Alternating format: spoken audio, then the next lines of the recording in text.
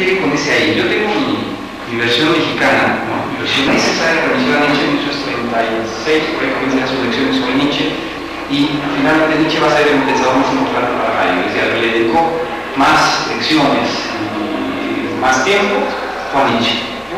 Yo creo que esto es por eso, por esta radicalidad que empezó a ver Nietzsche y que de alguna manera Heidegger continúa. ¿Sí? En el fondo, de lo que se trata es de que hemos pensado al ser humano desde una dimensión ajena a nuestro modo de ser, nuestra dimensión de presencia. Y lo que ha sido olvidado ha sido precisamente el modo propio de ser de este ente, ¿no? Que es la existencia, ¿no? Entonces, en ese sentido es como debe entenderse esta idea de existencia como modo de ser de este ente, y no como lo dijo Sartre.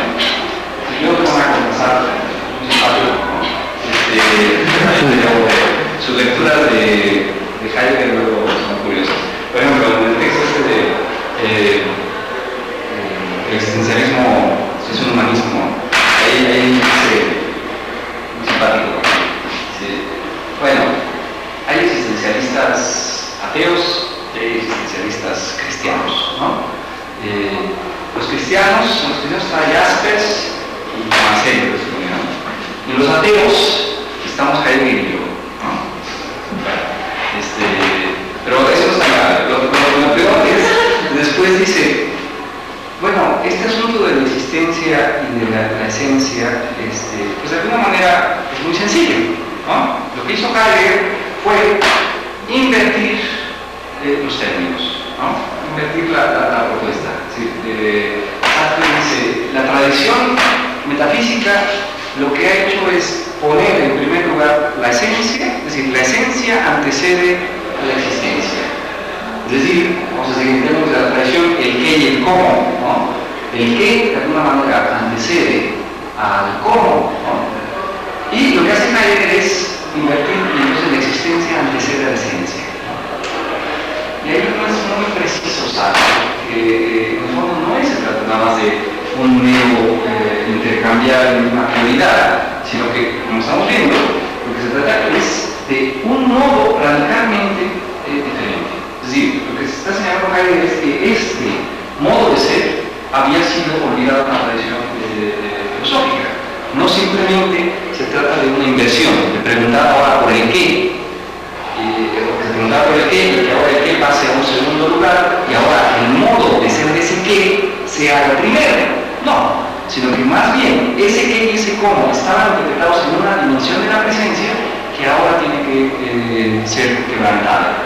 Y entonces, ver la posibilidad de pensar a este estar siendo, es decir, pensar a este ente desde lo propio, desde lo propio y lo propio es la existencia. Cuando Heidegger habla entonces de lo propio, le va a llamar tal cual la propiedad, ¿no?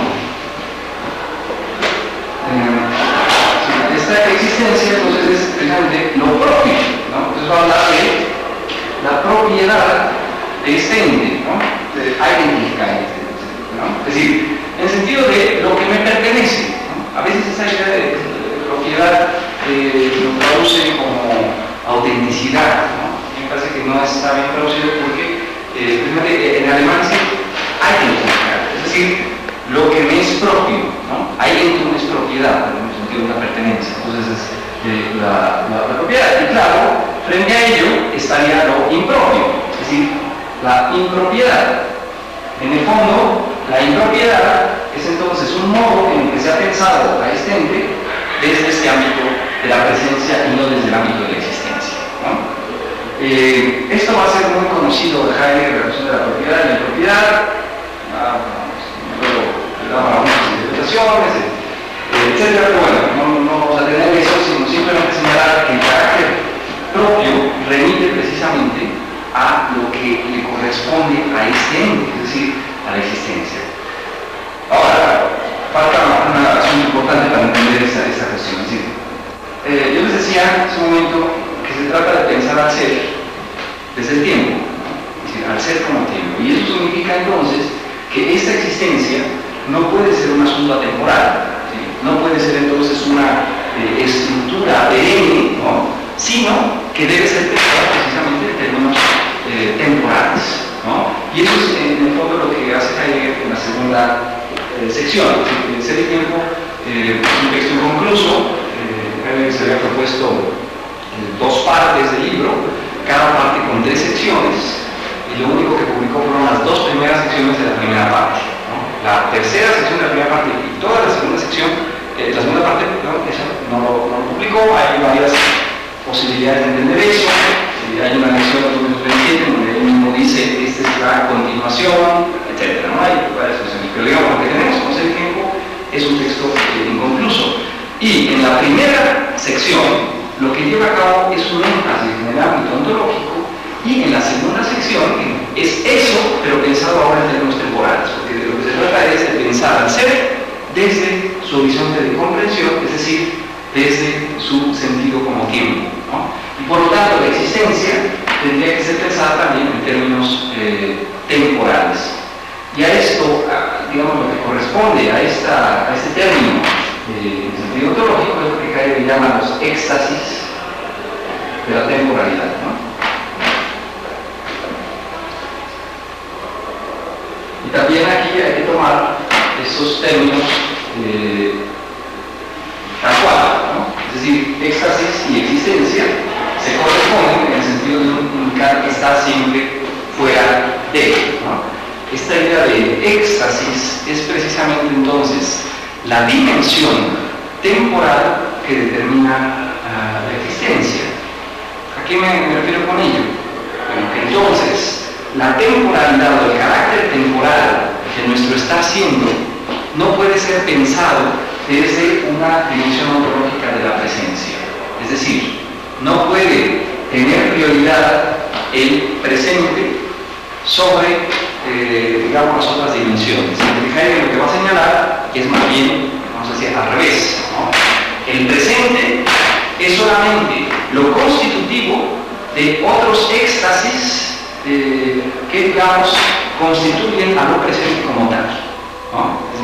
Para no confundir la interpretación del tiempo de la tradición metafísica que hablaba del presente, pasado y futuro, hay que hablar del lugar del pasado, hablar de los siglos, ¿no? Y en el ámbito de lo que se hablaba del futuro, hablaba precisamente de advenir, ¿no? Bueno, es que me quiten lo, como sigo y advenir, ¿no? En el fondo, si esto es lo que constituye la existencia, entonces el carácter temporal para entender nuestro estado de alojado es precisamente sido, ¿sí?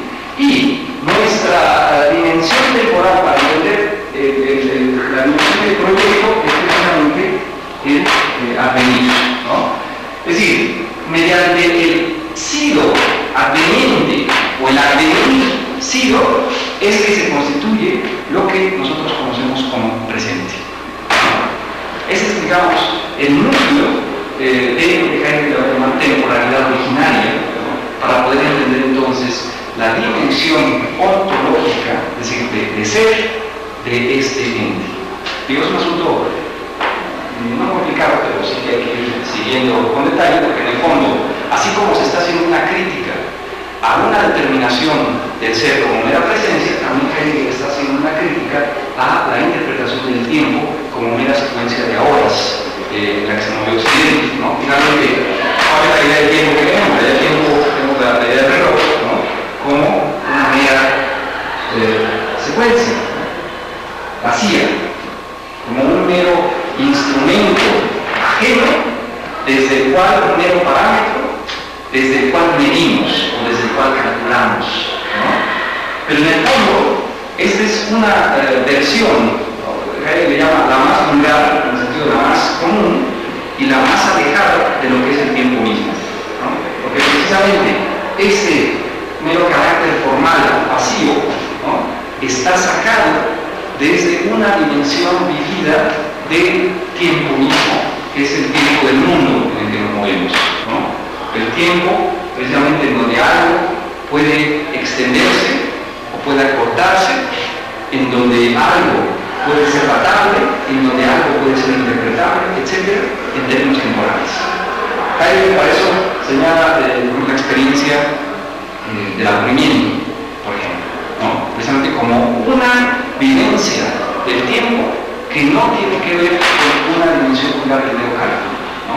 Sino es precisamente esta dimensión en donde algo se puede hacer, se puede extender, entonces este carácter de extensión del tiempo mundano o acortar.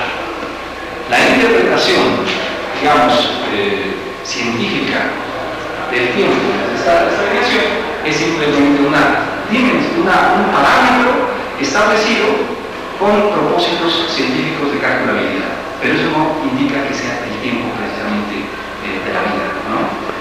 Bueno, y esa dimensión del tiempo del mundo, es decir, el tiempo interpretado, el tiempo que se extiende, etc., tiene su origen en el modo de ser extendido, es decir, en esto que le llama temporalidad original.